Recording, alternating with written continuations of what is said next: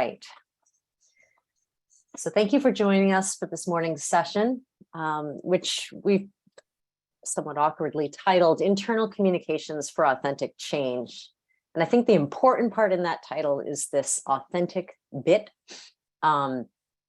We know many organizations recently, we are in organizations that have recently undergone major shifts, things like a new website or a new brand, launching into new markets, opening up new office locations. And these shifts come with a great deal of expectation and enthusiasm. They can also leave people behind if they're not managed carefully and communicated well within.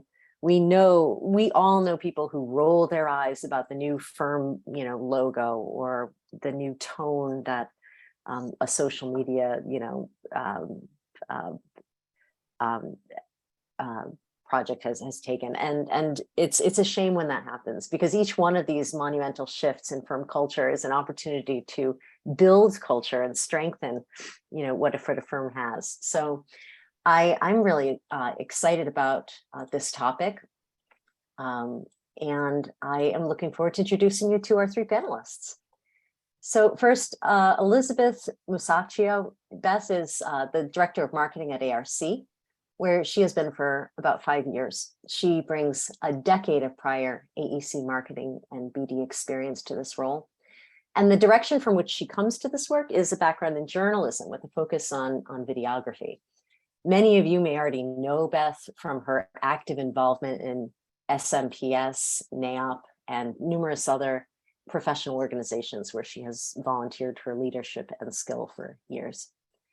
And JJ Nelson. JJ is the Director of Brand Communications at Bergmeyer, where he's been since just before the pandemic started. Great time, JJ.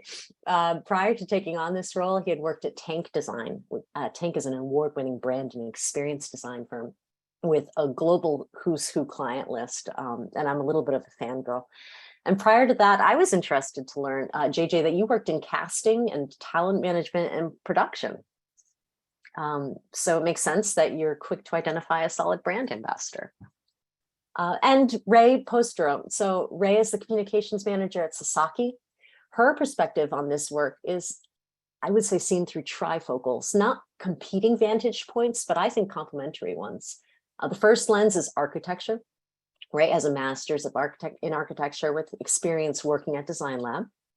The second lens is Marcom. She has also served as the head of communications and marketing at Howler and Yoon prior to joining Sasaki. And the third lens is as an artist. Ray is a published illustrator and designer whose portfolio website is really a treat to view, and I can hear everybody Googling it right now. So thank you to our three panelists. Just for housekeeping purposes, I think what we will do is ask our panelists to unmute. Marcia, you should unmute. Everybody else probably stay silent. If you have questions for our panelists as we go, feel free to throw them into the chat. We'll sort of moderate that. For the most part, we'll save questions to the end. What we're going to start with is a set of three presentations. These are in alphabetical order by firm name. And it'll just be a quick, 3 to 5 minute presentation about the major change that was communicated by each of these three professionals in their firms in recent years and months and days, and then we'll open it up and have more of a conversational exchange about those, and we'll start to bring in questions. Okay, sound good? Elizabeth, you're first up. Awesome. Kate, I'm seeing the PowerPoint version of yours. Do you have the presentation? There you go. Perfect. You can, I think, just jump straight to the next one. I'll dive right in. So ARC recently did a website, new website and a new rebranding effort. If you want to click, I'll talk a little bit about the timeline first. We actually selected our consultant team back in 2018. It was a long selection process, including, an RFP and interviews. We started discovery in December 2020, and midway through, we actually added in the brand updating and refresh process, so that we launched the site and the new brand in November 2021. We had a number of committees involved in the process. The first is our website group. It was a group of 6 individuals kind of tasked with driving the whole thing. Consultant team we met with at least weekly throughout the process, including designers and developers. We had an advisory group of emerging and future leaders in the firm that provided input on design, functionality. Our leadership team obviously needed involvement during important moments for sign off to move forward. And then we involved our clients in the discovery process to really help us view ourselves from the outside in. The entire firm was involved initially in some workshop and messaging pieces. I gave a lot of updates throughout, and we gave some presentations. And then later on, they got more involved in content development as we got ready to launch. Our studio, which is our staff who have recently joined the firm, we try to give them a lot of opportunities to try different things, actually learned the back end of the site. And we created a social media committee once we realized we were going to do a full rebrand, and they got involved in sort of strategy, content development, and they actually still meet weekly today and function a bit like a culture committee. Okay. So throughout this process, there were kind of 5 key things that I wanted to share with you all that I thought were impactful and meaningful to our topic today. If you want to click the first one, really choosing the right design partner was critical for us. We worked with Moth, they're a web designer, and 43,000 Feet, they're a messaging firm that partnered with Moth. Moth really understood that we are designers and that we needed to be involved in the process as designers too. So they were great partners in that, and they had a similar process to us. So it was a really seamless integration because they spoke the same language. During discovery, we did a whole series of internal interviews with various committees and the firm, messaging workshops, everything like that. And then we also interviewed several clients and potential clients to see how we were being perceived in the market. We also did a lot of exercises with various committees on who we are, who we want to be, how we think we're being seen, how we want to be seen. At the end, Moth presented the results, and we found ourselves really thinking, wow, this is an amazing representation of us, like better than we've ever come up with when we've tried to do these sort of branding messaging exercises in the past. And we came up with 2 kind of key concepts that carried through. The first was sort of an anchor concept around people, and that is because our clients often in the notes from Moth had said, we really hire ARC for their people, for their teams, for the way they work with us. That's our favorite thing about working with them and why we keep inviting them back. And it's also the reason that people choose to come work with our firm. So we thought focusing on people and putting them first was really an important concept to drive forward in our branding. We also came up with a theme called Create Space that kind of drove a lot of the content development and the way we thought about the site and our branding, thinking about how we create space for people to work together and also how we create physical and digital spaces. For diversity of thought, that kind of became one of our key brand pillars. It ties in with collective creation, and it's really, we realized that the website and branding process was more than just about making sure people felt heard when we involved them. We really wanted it to be engaging the right people in the right moments. So what value do leadership bring, and where should we engage them versus our studio staff? Like, what new fresh ideas are they bringing? How are they seeing the website and our branding differently than the leadership? And how can we get the best out of both groups? So it wasn't just about firm-wide engagement throughout, but really picking the right moments with the right people. When it came to designing the site, we really embraced the creating space concept and really engaged everybody and did it together.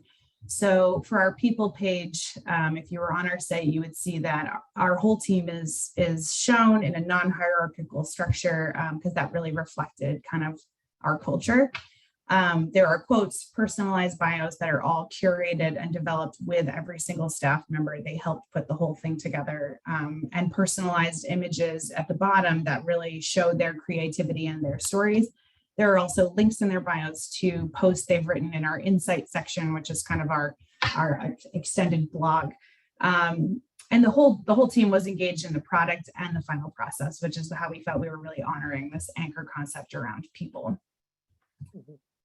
finally, the results, it was just really nice to feel like when it launched, everyone felt like you could really see our firm and our culture reflected in the final product. So in the website, in our social media, you could kind of sense the feeling of pride in the whole office because everybody had been involved and really helped pull it together.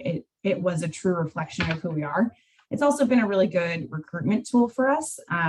We've had a lot of new staff say, yeah, I saw your site, I saw your social media, I saw your online presence in general, and it really helped me make the decision to join the firm because this seems like the kind of place I want to be. And the other piece of longevity that's come out of it has been our social media committee, which I mentioned, continues to meet weekly and talk about what we want to put out there, who we want to be, where we want to put our energy as a firm, and really operate sort of as a culture committee to keep that energy flowing. Great. Thank you for that introduction. I think of, if I had to like summarize your story in one line, Beth, I feel like it's everybody on the dance floor. But you might characterize it differently, and we'll get into the nuances a little bit later. Yeah, I like that. JJ, do you want to describe the Bergmeyer change communications story? Yeah, absolutely. Let's dive in. So just for some quick context as to how this started. So Bergmeyer being roughly over 45 years in business at this point has obviously gone through, a number of evolutionary moments throughout, but the branding itself had gotten to a point where it was, minor refreshes, minor retouches to things throughout the years. But by I think it was around 2018, they had really identified that the branding itself didn't really speak to or reflect the people that that were actually, that made Bergmeyer what it was, but also too that, the work we were doing, the way we were going, it was time for us to really, put a focus on our own brand, our, internal selves and make that very reflective of who we actually were as a culture, and also to make everybody, feel a sense of empowerment with that as well. So when I started in 2020, one of the most impressive things that I, had walked into was that they had already been 6 months into a very massive rebrand project, which essentially was, run by a project manager, just like any project that we would do for any of our clients. We had more than, Kate, I joke when you said like over 2 million task force. But it was something that, we took it on internally. So there, the majority of the work, besides the website development itself, was all done by, by our teams. So, to see that actually in action when you're walking in and on your first day is already a good sign for what we do.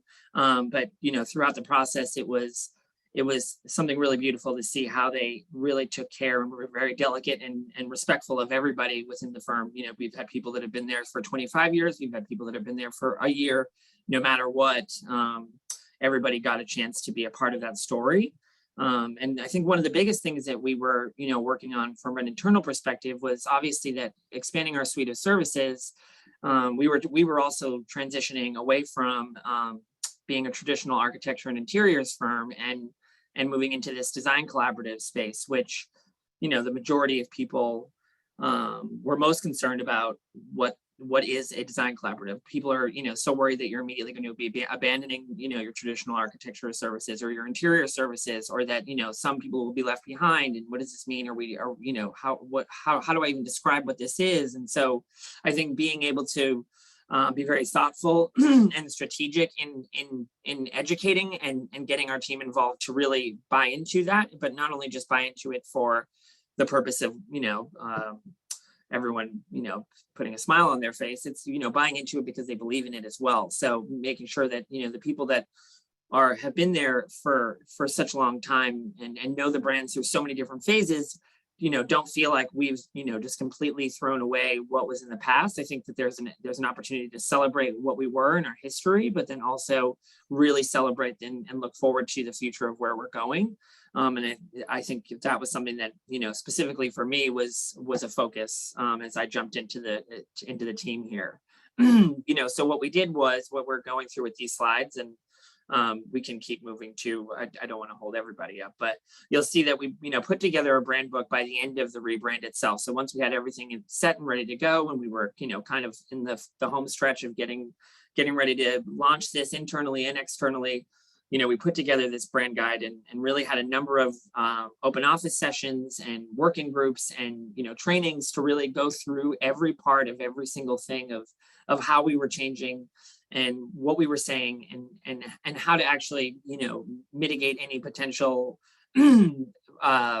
unforeseen, moments that come up or challenges that happen throughout the way. So, bringing everything in from our positioning to our mission, and then, focusing in on our identity. So the brand identity, the tone of voice, the guidelines, the rules. And then you see here, one thing specifically was that people were one of the most common themes that we saw was that a number of our people were very concerned about, when they're going out to the world and talking about us, how do we talk about us, really understanding and what I was telling Kate was, this elevator pitch, we made a number of examples for people to show, just to have some suggested references to look at and be able to kind of see the different ways you could, approach responding. These are less about these being a script and making people feel like they have to memorize these. That was not the intention of that. And I think we actually encouraged against that. Because everybody's unique and we want them to feel like, when you go out and you talk about us or talk about your work and anything that you're speaking to in a networking situation or on a panel, that you can really speak from your heart and be authentic and feel comfortable in your own skin. And then, the rest will roll off your tongue. And I always tell people, you know what you know, you don't know what you don't know, and you are a human. So you can easily just say, I don't know that. That's okay. It's not like you have to know every single thing. But we were really just trying here not to talk about the words themselves, but really show the actual ways to pivot or bridge that conversation. So no matter what situation you're in, we wanted to be able to help train people and make them feel very confident and comfortable, knowing that even if they don't know the answer, let's give them ways in which they can actually learn how to, bridge that conversation back to what they do know, or, be able to segue or find an opportunity to actually, further engage someone by following up with the answer that you might not have right on the spot. Also too, understanding that people might ask those hard questions like, what the heck is a design collaborative? Or, oh, you're not architecture anymore. And, being able to at least write out on paper and say, hey, this is what you could say, but, think about ways in which you would talk about this to your family at a dinner table. That's the way you want to respond here. So, don't feel like you have to be so guarded and meticulous and scripted on everything you say, but let's really go through all of the potential challenges that I think were more important to work through than just, oh, we're a design collaborative and we're great and amazing. We already know that. So that's, that goes without saying. And I think, as we continued throughout the process, and we can skip to the next slide too, Kate, if you want. So, we talked about our brand identity and also, making sure that the language we used to speak to that was something that everybody felt, made sense to them.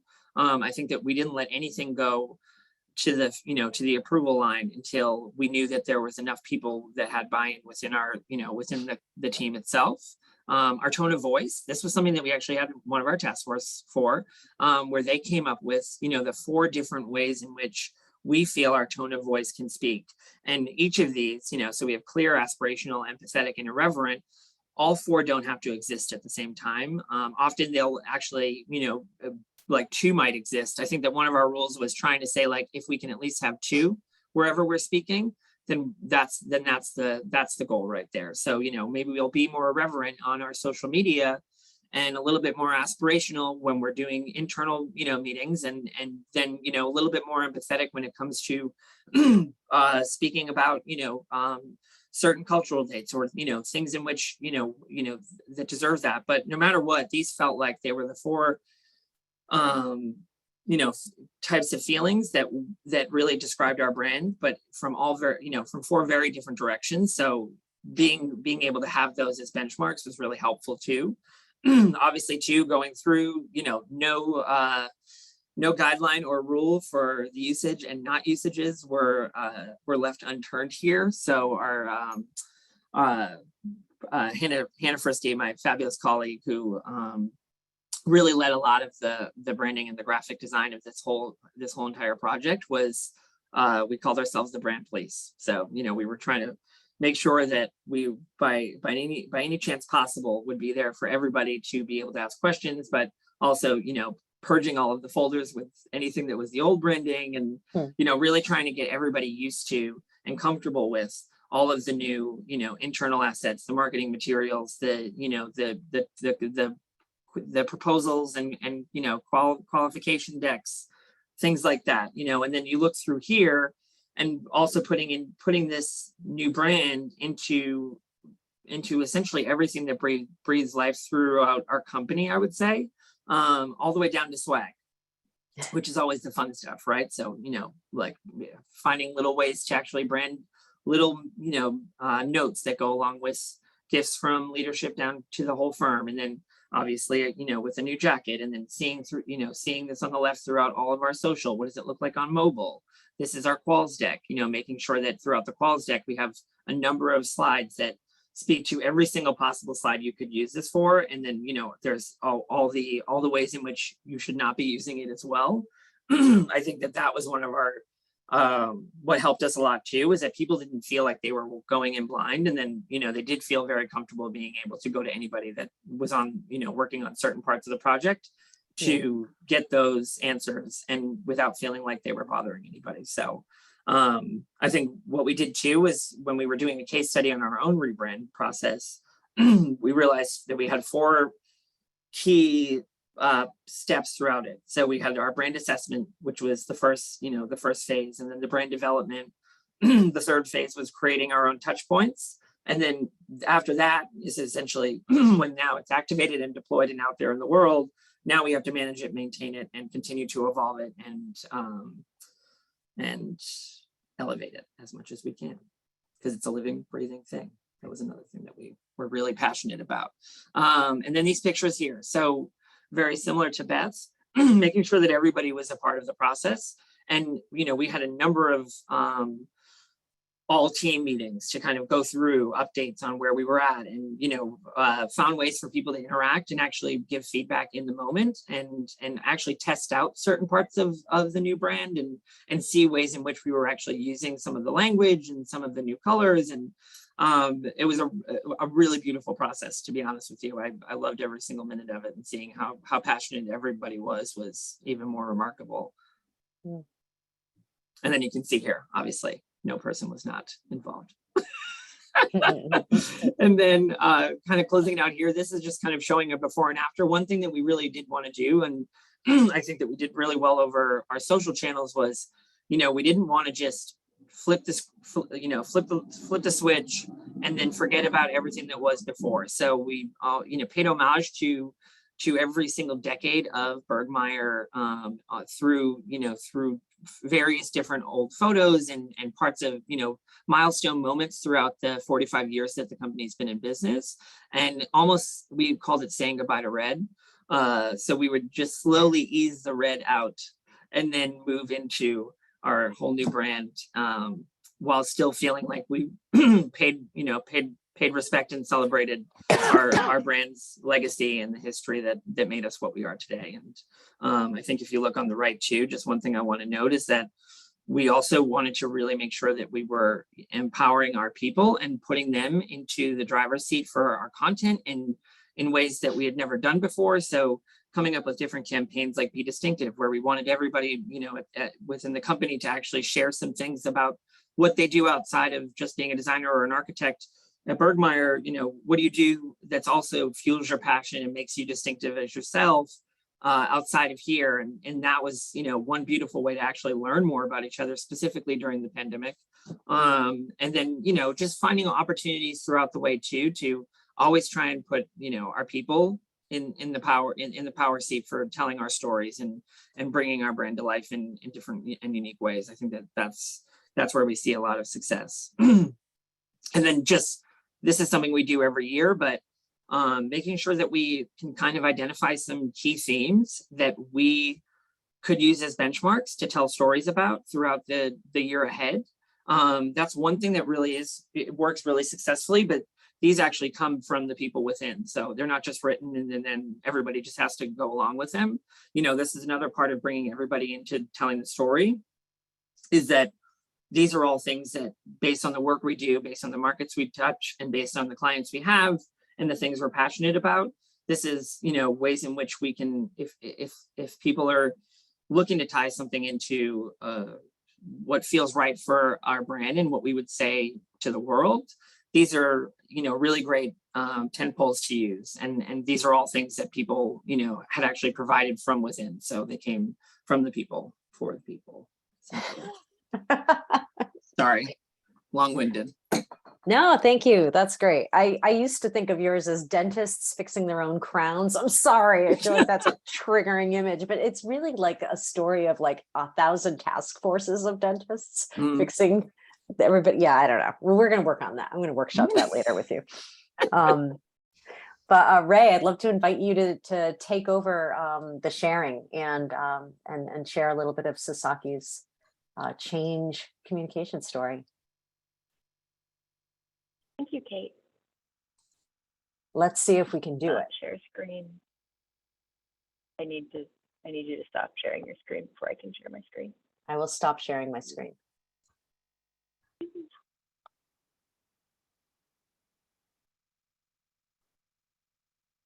So, hello. Can you all see me still?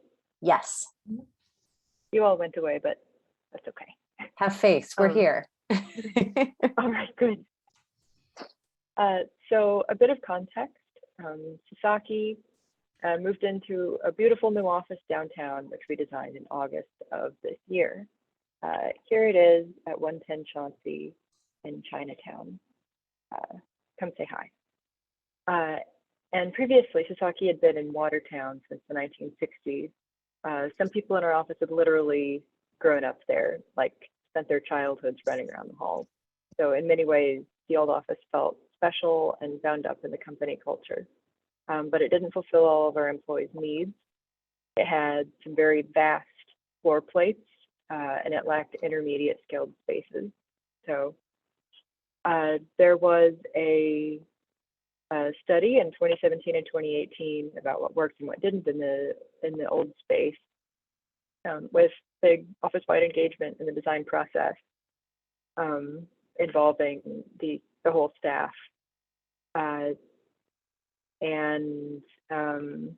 So the design concept that we came up with for the new office was to plan for hybrid work and not assign desks.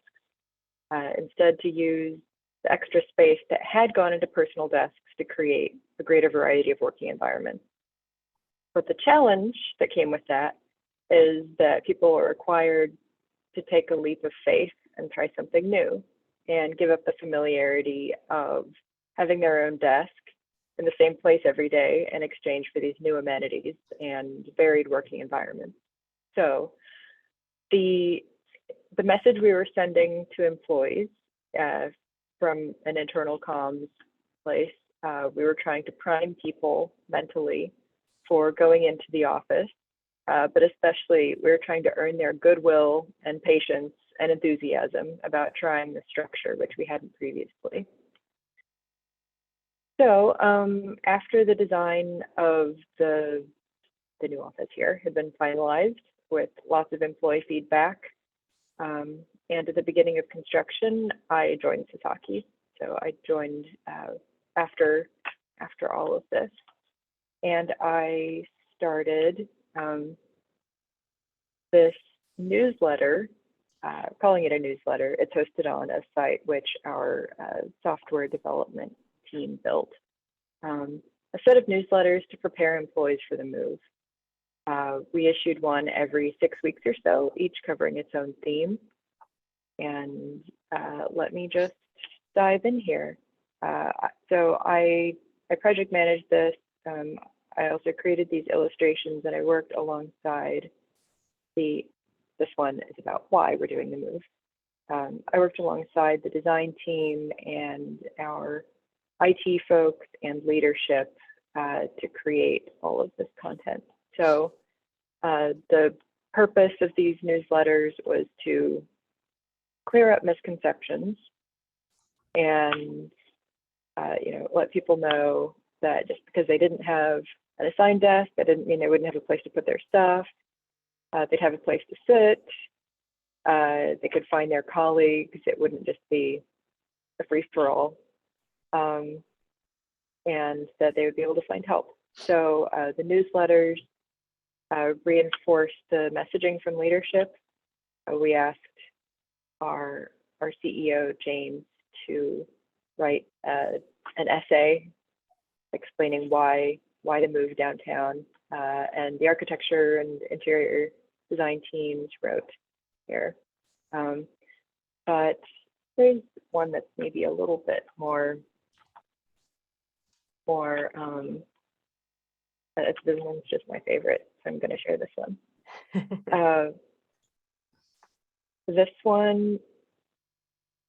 This one is about where all of your stuff lives in the office. Because this, I think, was the biggest concern which people had, just where your stuff goes, what you should bring in, because that major change was kind of going from assigned seating to not assigned seating. So supplies will you find, what will you need to bring to the office, and where can you keep stuff? And this is the main question that we're focusing on here. So we went up through starting at the basement, and looking at all the different kinds of spaces, showed how it would work, what you could find there, and what you would need to bring to each space. So,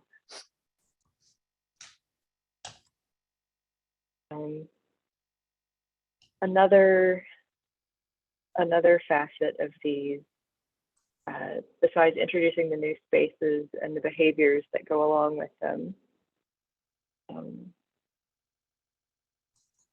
more of these that I remember.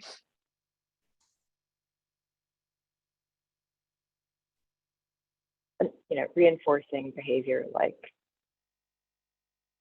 don't have loud conversations on the quiet floor. Floor 7 is the quiet floor. Oh, we're gonna have a roof deck. I like things you need, your sunglasses. Yeah, well, you probably will. So also kind of gently nudging behavior. And this is kind of a joke, but it's kind of not a joke, that we had not been around people for a very long time. And a good, might have to make some of these things explicit, because we've all gotten into our own little rhythms. So it was about making these behavioral suggestions and courtesy, but also doing it in this very accessible, kind of warm and playful style, which is, it does use the brand colors, but it is not the official Sasaki brand. And that was deliberate, for one thing, because it was an internal project and I had a lot more leeway because of that. But also, I think it made it relatable and maybe softened people up a bit to ideas that they might not have been so amenable to, or that might have, I don't know. It just, I think we got a lot of engagement because of that approach. Another thing that these did, and I'm not going to run through, I'm going to go too much longer, but we identified influential voices. In some cases, skeptics turned believers about the change in the office, and in other cases, just people who we knew everyone respected and looked up to, and gave them a platform to speak about the change. So I believe that, yeah, that's it for this issue. And big kudos to our strategies team, software development team, which helped build this dynamic site with the design team and me and everyone else involved. And then one quick little epilogue there. So y'all have probably heard of this supply chain disruption thing. No, what do you mean? Had been hoping. Yeah, we'll connect about it after. Yeah. So I think probably like a ton of places, we had it had to be a slower rollout, the new office. It had to be a bit more incremental than we'd originally planned.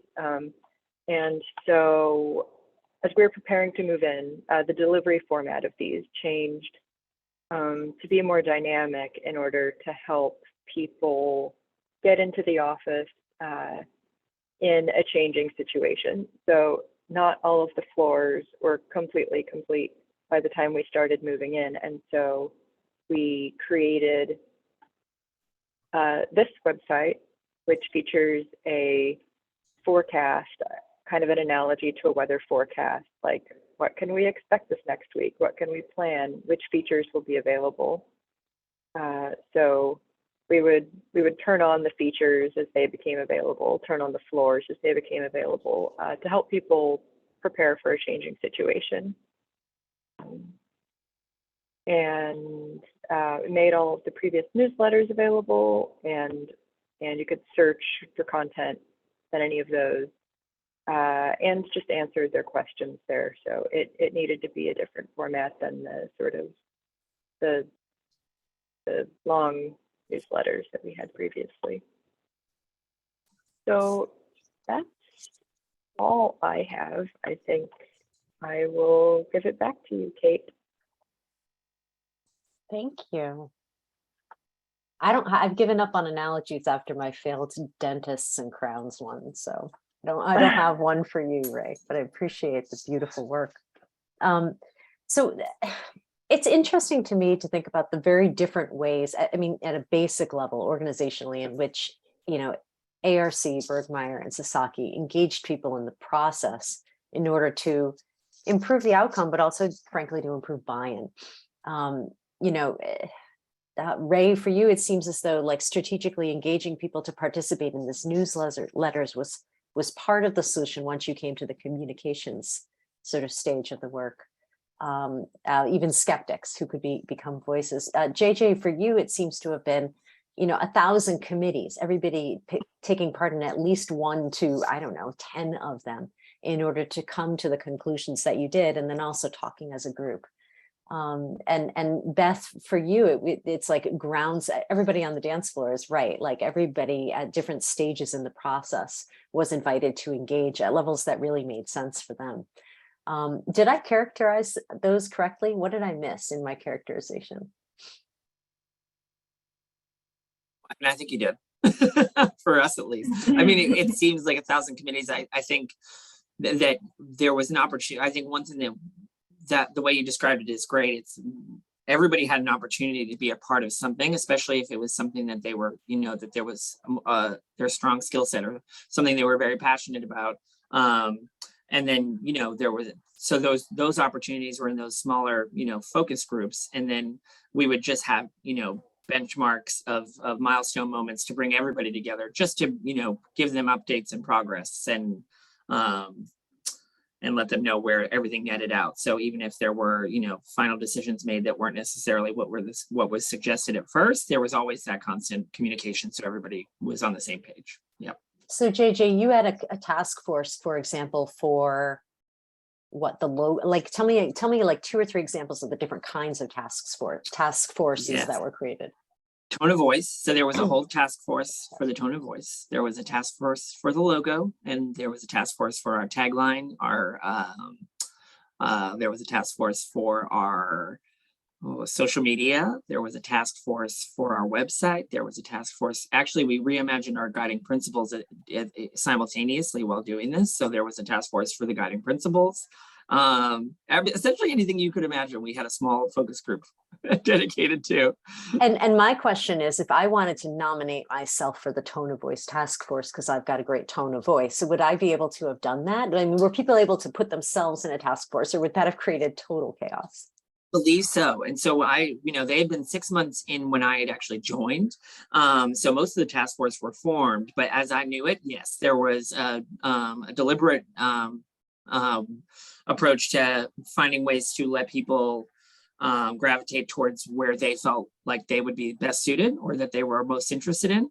And then I assume from there it would be more about, having to just kind of offer out to people based on availability. Yeah, that's all of this interesting. happening while we were doing all of the project work, so that was the other part that it was beautiful to see how the dedication. I mean, Beth, I'm curious by contrast, one of the things that really interested me about your project and the way that it engaged people across the office is when you get to that section where your studio is engaged, and you might need to explain again what the studio is and what that group did.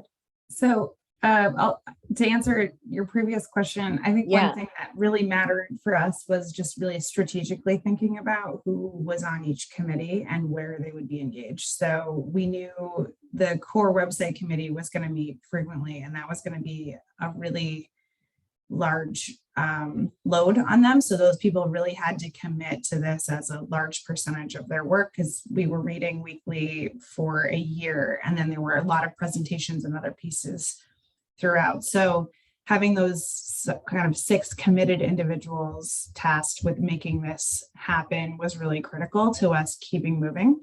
And then just finding the right moments to engage leadership and the emerging leader professional groups was really important too, because we wanted to get that diversity of voices involved. The studio in our office, I know a lot of firms call their whole office, like their whole team, their studio. At ARC, the studio is sort of a workshop-y area in the middle of our office. Studio staff are typically people who've just come out of school. And so we put them on every different kind of project and give them as many different experiences as possible before they tend to get assigned to, 1 or 2 jobs as they kind of advance their skills. So we thought it would be really interesting for some of these fairly new employees to learn more about the firm by actually helping us build the back end of the site.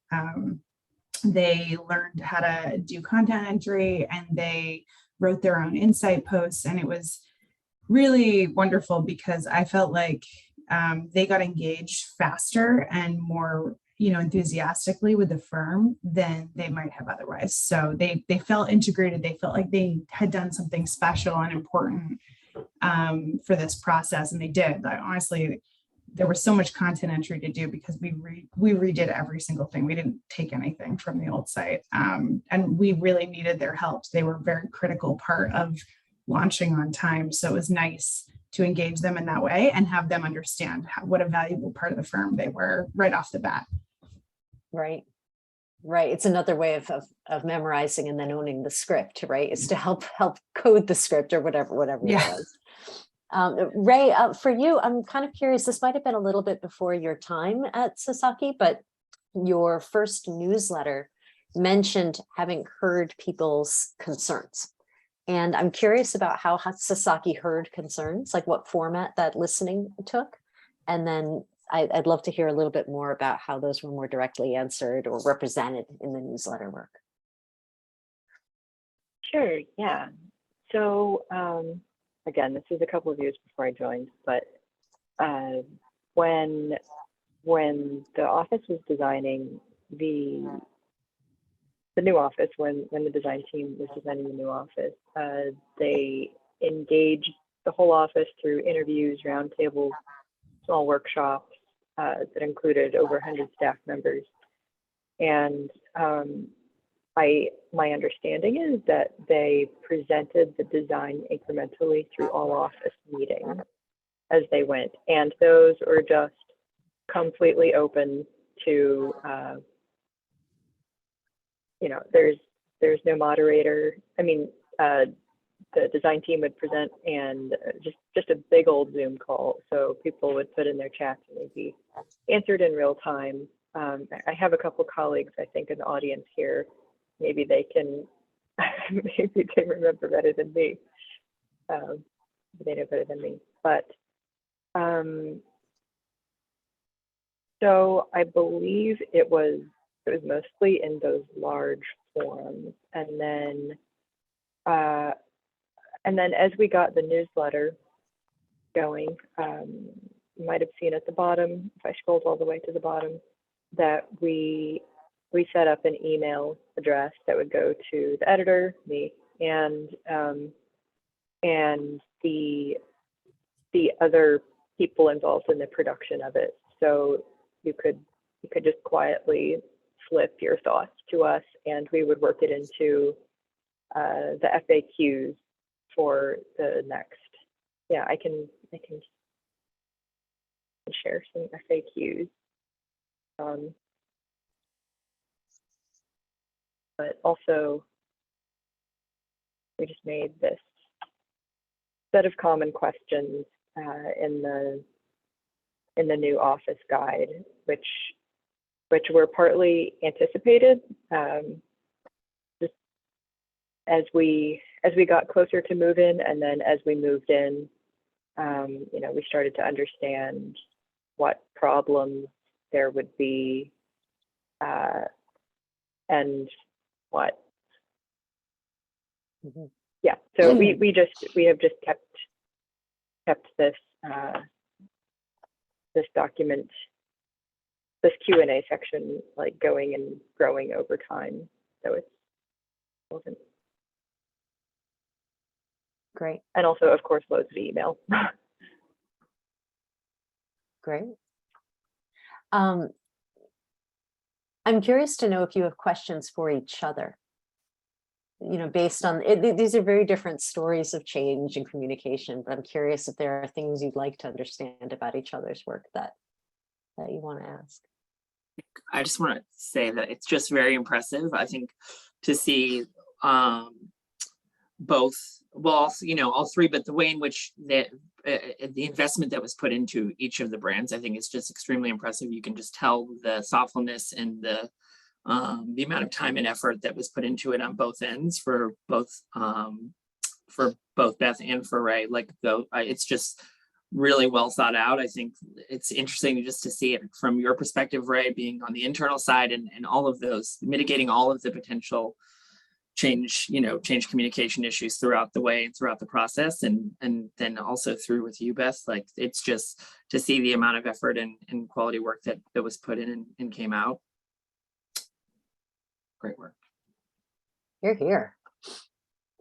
Yeah, I think it's sort of a theme that everybody had to be really thoughtful and figure out different ways to engage their individual staff. And I think sometimes it's very office dependent, right? So what worked in our office might be different than what's going to work in Sasaki's office or Bergmeyer's office, because Right. we wanted the experience to work for our people, and engage them in a way that felt really good to them and that they would feel heard and a part of the process. So, you know, maybe letting people kind of crowdsource ideas or like weigh in on having lots of task force like worked better for other projects versus ours. We had like this really kind of like, we spent a lot of time thinking about the timeline and where people would weigh in and exactly what they were going to weigh in on in advance and throughout. And we had that like kind of one small group driving everything. And I think that was a unique process that just worked really well for us, but maybe was a little different than what worked for you guys. And I would agree with that too. I think, you know, there was the core group that pretty much managed the project along the way, but that was one thing that where you spoke to, you know, where to engage people. And I think one of the things that we wanted to be very mindful of was when we were to share what the final product of ever, you know, let's say certain parts of the rebrand came in, how to make sure that, you know, when we actually share that back to everybody, you know, that the people that were involved with, you know, specifically in, let's say, that section or that component of the rebrand where it felt like, you know, the end result, although might not be exactly what they had wanted, was still something that was representative of the work that they did to get there. So it's just an interesting process there too. One question that comes to mind in hearing you two talk about that is the difference between the way you need to communicate to folks internally who need to approve decisions versus people who you want to be informed and you want to get on board. I'm kind of picturing a RASI chart in my head and the different ways in which those groups need to be engaged. And I'm curious, especially for you, Beth, how that played out with your advisory committees. Yeah, so it was a really helpful resource to have Moth, our design firm, because I would often just kind of volley back and forth with them a little bit, talking about, okay, if we want this kind of engagement, what kind of meeting should we have? And so we would talk to them about who should make the presentation. Should the consultant team do it? Should the core team, website team do it? What's going to present this in a way that feels most receptive to this particular group? Let's make it clear to them. We always kind of started with, here's the process we've gone through so far to get to this moment. These are the decisions that have already been made. And here's the kind of input we're looking for from you. So that it was clear to people from the start of the meeting what we were hoping to get out of it. And that helped us stay on track. I think one of my biggest fears was going into a meeting and then having somebody like drop a bomb, like, oh, we should totally redesign this piece. I'm like, we made that decision 6 weeks ago, right? So That is not on the agenda. yeah, it's not on the agenda. So kind of making it clear, like, we want your input and here's what we've already done. And here's the moment that we're at that we're asking for you to be involved in, I think was a good tool because it helped people feel engaged and involved and like they could make it really, have a big impact, but it kept us on track too. Yeah, that makes sense. So that makes me, this is kind of tangent to that, but the basic engagement, the engagement in the design, I said that happened before I was there, but the act of presenting it to the office, that was actually kind of an exercise in figuring some of it out as well. Like they had already figured out, they'd already made the design, they already knew what the office was going to look like, basically. But in having to write about it and having to say like, oh, here's how this area should be used differently from this area. There were a bunch of times that we came across. We realized that there were still a lot of decisions that had to be made, and so at the same time that we were thinking through how to best convey it to the office, I think we got a much better understanding of how the space would work as well. Yeah, I think it's a good almost like testing ground. Like if you can present it and your office absorbs it well, like that helps you find the language to talk about it to the rest of the world. But if something doesn't quite work, like that's the space to rework it in before you've like told everyone else. And I think it's important too that you don't just bring in people to certain parts of the decision-making process that are going to give you the easy answer that you want. I think having that, having a challenger that might actually push back on it was really helpful too, knowing that we want to make sure that we're seeing it from all perspectives, and to ignore something just because it wouldn't be something we want to deal with, or is not, we know what we want, so we don't want that person involved, was not how it was approached. And I think that helped too, because being able to actually be challenged when you think something's great, or when you're just you've already sold on it, you could just you might completely miss the mark on on something that another person with a different perspective can see in their in their peripheral. This is an entirely different kind of challenge, but you said the word challenge and it sent my brain over there, JJ. And that was that I think when we were talking previously, you mentioned something like fake panels to test people's comfort with the new brand. Yes. That scares me. Can you tell me about what that was? It was not, well, I hope it wasn't scary for everybody, but it was a kind of a dual purpose. So, as we rebranded, one goal was, that we wanted to make sure that we started to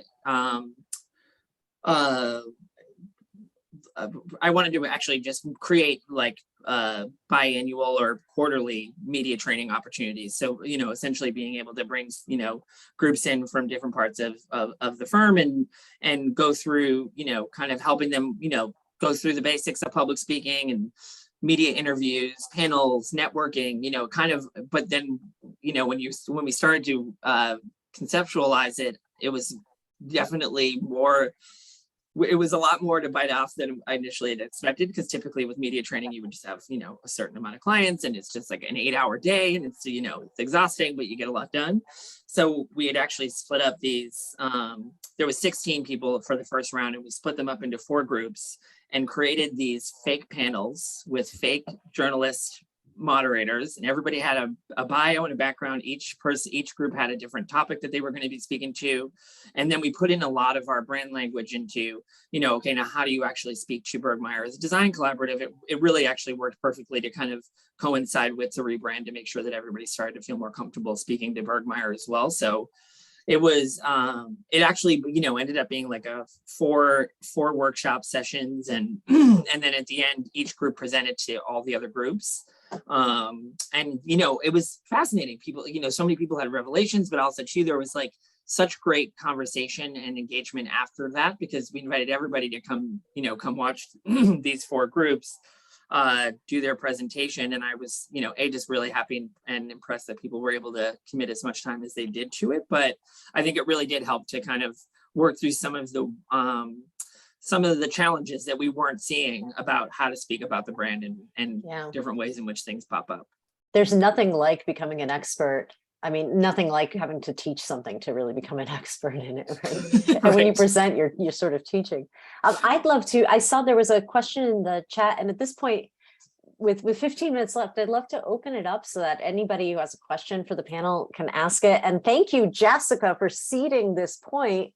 Do you want to go ahead and ask your question to Beth? Okay, sure. Thanks, guys. This is awesome. I love everything you guys presented is really wonderful. But anyway, I was curious, Beth, you had mentioned that you reached out to your clients, and I think that's a really important thing to do. But there's, you know, sometimes nervousness around like, well, what are we asking them, and how did you engage with your clients? Was there, you know, Yeah. just interview, survey, like? Mhm. Tell me more. So we didn't do the interviews. Our consultant Moth did, because we wanted to make sure that clients would be kind of open and feel, and we told them that it would be anonymous. So Moth recorded the calls and then kind of gave us a bank of like summary quotes that there was no way we could trace back who had said what. We gave them a list of about 20 clients. So ARC has 4 main market sectors, and we picked 4 or 5 in each market sector.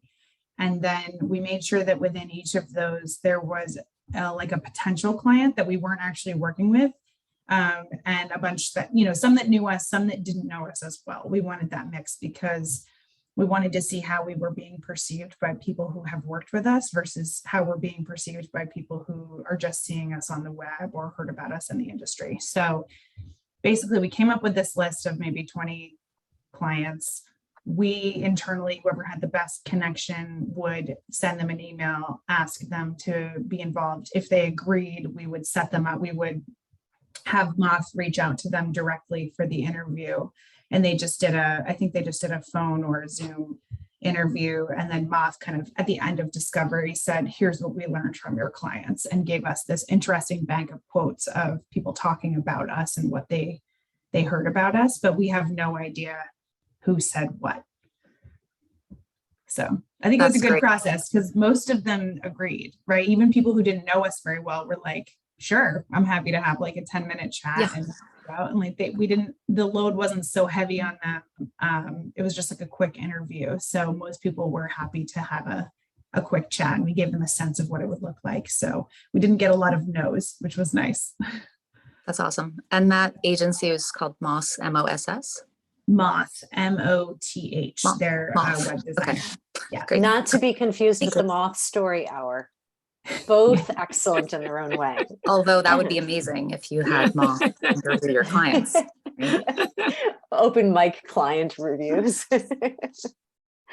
Michelle Douglas, I see you have a question in the chat. Do you want to shout it out? If I don't hear your voice, I'll read it. I don't hear your voice. Okay, I'm going to read it. Michelle asked, were costs tracked on these projects? If so, what were they? Dun, dun, dun. Dun, dun, dun. Yeah, right. I guess I'll start since I'm already chatting, but yes, we had a whole schedule and budget, and our consultant team billed us regularly, so we knew we didn't track charge number for our internal staff's time. That all just went to overhead, because we didn't necessarily need to see exactly how much that was. But what we did have a budget for everything throughout, and then obviously when we decided to add a whole new brand identity midway through, we needed to have like a major stop, check in, figure out what that new scope was going to look like, how it affected the schedule and the budget, and kind of reapprove that as we went. But yeah, we did manage the cost, and any design, there were design features on our site. If you look at our people page, you'll see this really interesting feature. It's like a slider that moves back and forth, and it's pretty dynamic and creative, and it's, there was no way they could have anticipated that something like that was going to be part of the project at the beginning. And so like moments like that, where there's something special about the site that might impact the way it gets built, we had to, have a reconciliation around cost. But yeah, it was discussed and budgeted and managed throughout on our end. Yes, same. Since we took it on internally, it was budgeted and tracked with a project manager, just like any normal billable client would have been done. And everybody's labor was accounted for. Of course, don't leave me in charge of money, I'll spend it. So of course, there were certain moments when, for example, the website wasn't on our radar. We were going to do minor updates to the current website as it was, and then immediately realized as we were moving forward that it would have been a shame not to include that. And so, there were additional spends, and the budget expanded just a little bit, but we were very militant about it, and we were very diligent on all ends too. So, there's, even down to everything from swag to, we coincided the rebrand itself with an office refresh in both our Boston and LA office. So both modest, refreshes that, weren't completely rethinking the spaces, but how do we, infuse the brand into the actual physical space as well, just to the point where it doesn't feel like it's disconnected. And so, but yes, the budgets were very much tracked and thoughtful along the way about it. Mm-hmm. Mm-hmm. For us, it was all part of overhead. And I think if we were going to do it again, it probably would have gotten its own project number. So we could track the hours on there. But it was all part of overhead. Mm-hmm. Any other questions? I have 200, so I've got to hold back. Good. But I also can't stand an awkward silence. So you've got like a 7-second pause here. I have a question. Yay, go Sandy. Well, actually more of a comment, and thank you for all of you for presenting beautiful, beautiful work. I'm most impressed, and I'm going to be checking out your websites later today. JJ, I love the comment you made about the brand being sort of a living, breathing thing. And what are your thoughts? And I guess this applies to all of you. Will your brand be evolving organically, sort of as needed, or do you actually have plans in place where you're going to look at things every few months and come up with some new stuff? And yes, that is something that when we kind of looked back at the whole process and the way in which we realized that this brand it's always going to be a living, breathing thing. It's going to continue to evolve and grow. So yeah, we have I think one thing we did really well, and I attribute this, a lot to my colleague Hannah as well, is that, she kind of created this extended brand outside of just our, the the core brand, obviously with like, let's say the color palette, for example, there's our core colors, which are black, yellow, and grays. And then that extended palette, which allows us to explore and keep, you know, flowing in and out of different, you know, opportunities to, you know, not stay the same all the time, without leaving our brand or abandoning it completely.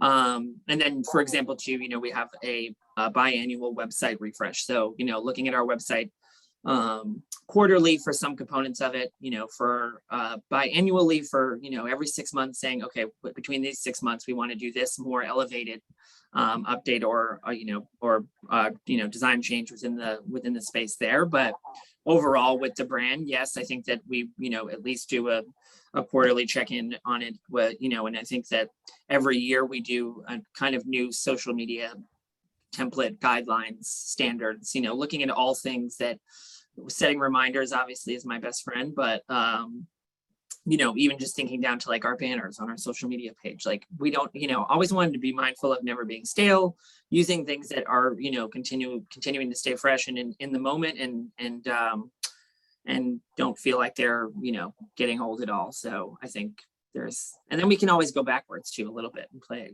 back and forth with it. So yes, short answer, long answer. Yes. In our case, I think there's some flexible elements of the brand, like our new logo. If you look on our website and you hover over the logo, the period will shoot out and like little messages will pop up, right? Which is kind of a fun element of the website. But we also use that to put like ARC higher ed, so it's an opportunity to kind of play with messaging. And as we grow and change, put different messages in there. We use it a lot in our social media. Our social media strategy that we launched was really more about like still and maybe a few videos, but I'll be honest, I am not a huge I couldn't make a reel to save my life, but our studio staff and like my marketing specialists are amazing. And so they were like, we really need to incorporate these. So it's a constant evolution of like what's hot right now online and how do we take our brand and like reshape it to fit into what's important to communicate in different channels right now. And so that's what's nice about having the social media committee continue to meet regularly, because we're always kind of evolving our thinking and our messaging. And our website committee also has a standing meeting periodically to say, okay, we have new photography, we have these new photos, and to make sure that we're still curating the same level of precision that we were when we launched the site. We don't want to get lazy and just start throwing stuff up there. And we want to say, okay, well, what needs to come down now? What's dated? We only want to have so many future projects. What's getting replaced? So I think it is about making sure you're doing the maintenance after you launch a new brand or a website to make sure it stays fresh. Like that phase 4 of our plan, that brand management is what I feel like you're speaking to, right? It's like, yeah. And I think that, I don't know if you agree, and Ray, same with you, but it's really nice to have, you know, the like leadership and the support of those around you to be able to have the autonomy to take chances and have some fun and play and test and do those things like reels and all these crazy things that's what makes our job so exciting and interesting. But that's also where we sometimes, you know, explore and discover some of the best things we didn't realize, because for us at least, we're still learning, and so things have to change as we continue to talk about things and get comfortable with the brand. So I just appreciate that very much. Yeah. Kudos to our leadership for giving us room to play. So I have to ask about data, but it's hard to, the idea of quantifying whether it worked, like whether your your change communication strategies worked. That's hard. You can get anecdotal feedback from people, though. You can hear from employees that it really impacted their decision to come and work with you. Or I suppose there were other ways. How did it, I mean, I guess what I'm asking is, how do you know that what you did, all the work that you put into this, actually was successful and effective? You can, I mean, this is not a data point, but you can feel the difference, right? And it actually was a pretty wonderful process to go through during the pandemic because it kept us very connected as an office, even though we were remote most of the time. So it helped us feel like we all knew why we worked at this company, right? We all know what we stand for, what the company's values are, why we're all here and what we all rally around. And so coming out of the pandemic, it almost felt like in some ways we were closer than when we had gone in because we went through this process. And Wow. I think employee retention and what people say about the firm when they join is it's noticeable. And also just our existing employees are just excited about it, right? Like I used to get, when I joined the firm years ago, people would come to my desk and be like, our website is terrible. You need to fix it. That was like all they ever wanted to talk to me about. And when we finally, renovated, launched a totally new website, the conversation has changed, right? Like the way people talk about our online presence and our marketing materials is just, from my perspective, a 180. So that's, we can also track website traffic, which is a great data point. But for me, the sort of anecdotal experience of the way people are experiencing the site and the brand internally and coming to the firm too has been the biggest change. For me, I mean, anecdotally, had just a ton of people reach out and say, hey, this is very positive. I'm so glad you took this tone. Like I read to the end of the newsletter, which really says something to me because some of them are really very long. And we certainly made an effort to make them engaging and varied.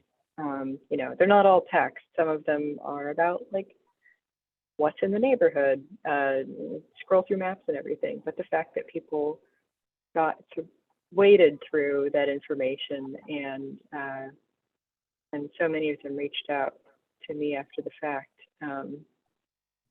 that says to me that we did something right. And the tone of the large all office meetings about the design, I don't know, it seemed, I don't know, it just felt kind of like we had buy-in. And I don't know if I can attribute that to the welcome guide or just the part of the phase, the part of the design process we were in, part of the move we were in. But yeah, I'll say I felt good vibes. How's that? Yep.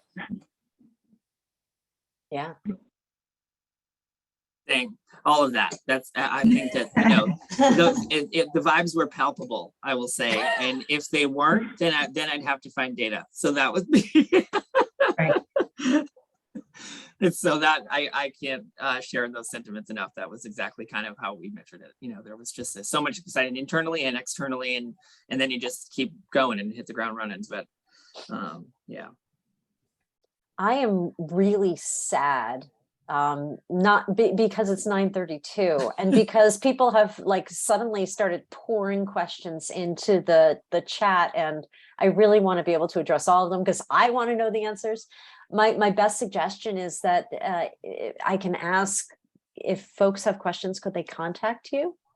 Yeah, absolutely. I mean, one way would be by email. I'm sure you're very findable. And the other way would be, on the BSA LinkedIn group page. I think everybody would be curious about the answers. But I want to thank all three of you for sharing your processes, your beautiful materials. I'm jealous, I'm inspired. And I want to thank everybody for the questions. I really want to hear the rest of the conversation, and I'd love to keep it going.